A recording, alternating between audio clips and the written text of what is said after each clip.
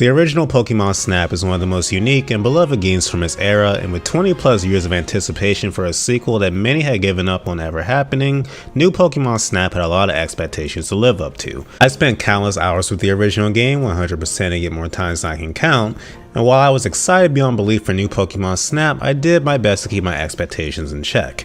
And I think that's a key factor in getting the most out of new Pokemon Snap. With how long it took the game to come out, many players may have their expectations high for the game to be bigger and better in every way.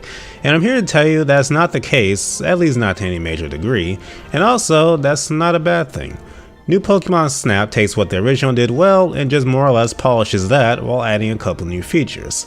I'll get into that in a minute, but if for some reason you don't even know what Pokemon Snap is or understand the appeal of it, let me briefly explain. Pokemon Snap is a game where you take pictures of Pokemon, and that's pretty much it. There's sometimes more to it than that, like being able to feed them fruit or trigger certain special events, but at its core, Pokemon Snap is simply you taking pictures of wild Pokemon in their natural habitats. This may sound boring to some on paper, but is genuinely relaxing, wholesome, and one of the closest ways we've ever had of experiencing what a living and breathing Pokemon world would be like. So, as I said before, new Pokemon Snap doesn't change up too much of the formula from the original. You still go to different locales and do your best to snap cool pictures of the Pokemon there. There's more of these locales this time around, and most even have a day and night setting now, which not only changes which Pokemon appear there, but how certain Pokemon behave. You may see an Arbok slithering in the grass or the jungle in the daytime, but then find it sleeping in a tree at night. Moments like this, and the fact every area has a small amount of randomization to the Pokemon that can appear, makes replaying stages a fresh experience the first 2 times around. And you will be replaying these stages whether you want to or not. Progression this time around is primarily linked to research level, a score system based on all the points of the pictures we've shown the professor from your recent expedition.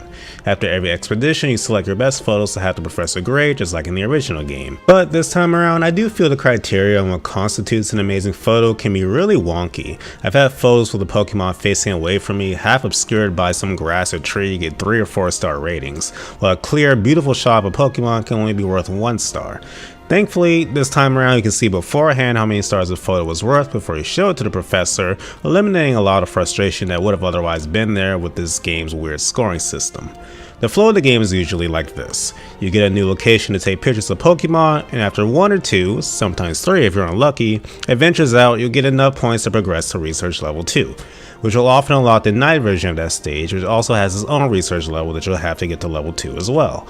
Then after that, you're awarded a new item called Illumina Orbs, with every area having their own dedicated color orbs. These replace the Pester Balls from the original game, and when thrown at Pokemon can sometimes influence their behavior, making them do special actions. When you obtain the Illumina Orb for that region, usually your found tasks there will be finding a specific glowing flower called a Crystal Bloom, which when hit with an orb will give you the location of that area's Illumina Pokemon. Illumina Pokemon are big, special Pokemon with glowing patterns on their bodies that you'll often meet alone, and sometimes will have to do a special action to trigger the said glowing pattern to snap a picture of.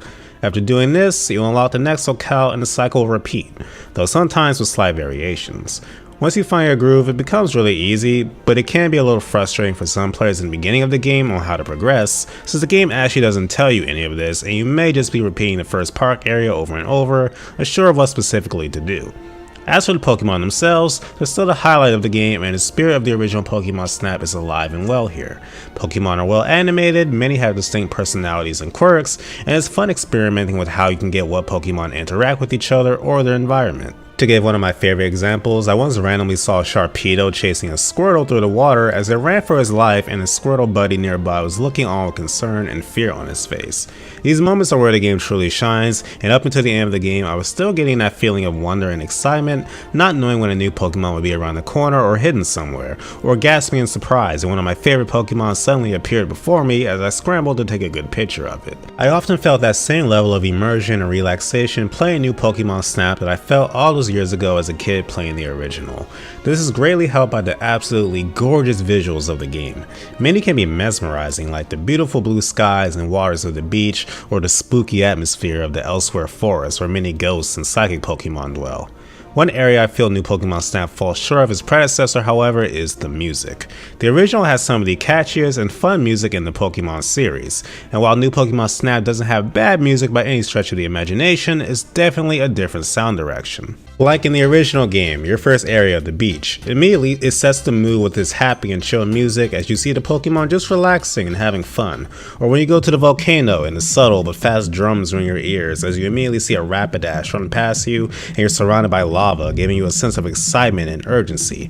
It's things like this that really made the original OST so special, and while I do like the songs in New Pokemon Snap, there's no comparison in my opinion. There's changes here and there to better fit the modern era of gaming, but at the end of the day, New Pokemon Snap is just more of the original, and at least personally speaking, that's what I wanted. The game only took me about 8 to 9 hours to beat, though I still have a few Pokemon I never got to see from my photo decks before the credits rolled. So there is some replay value here, but the adventure is not a long one, just like the original game.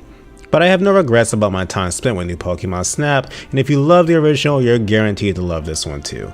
As for newcomers, if you never got to play the original Pokemon Snap and are interested in this one, I'd say definitely pick it up. $60 may seem like a steep price tag for such a short game, but the charm, beauty, and getting to revisit one of my childhood favorites made it more than worth the asking price and the 21-year wait for me. If you picked up New Pokemon Snap, let me know down in the comments both if you played the original and how you're liking the sequel. I appreciate you guys for sticking with me until the end of this one. The goal for 2021 is to reach 5,000 subs here on YouTube, and with your help I know we can do it. Thanks for watching guys, I'll see you later.